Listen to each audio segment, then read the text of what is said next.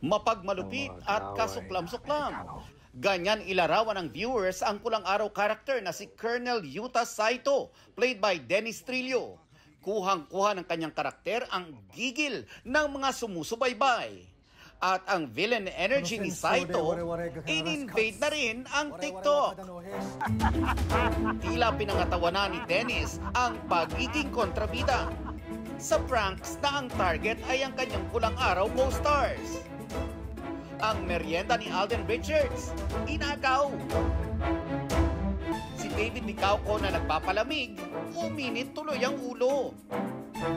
Si Barbie Fortesa, nawalan ng water flask. Na kanino kaya?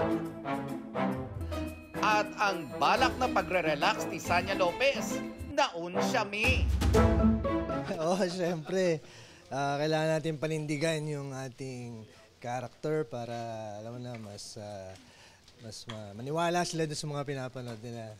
Wala naman daw pikunan. Ang kanilang off-screen biruan, pambalanse sa matitinding tagpo sa serye. Mabibigat na yung mga eksenang ginagawa namin dito eh. So yun yung mga ginagawa namin para, alam mo yun, para papakool down dun sa stress levels.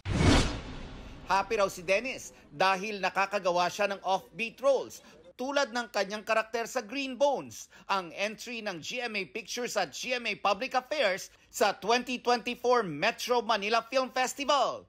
Nakuna na raw ang ilang eksena kasama si Ruru Madrid.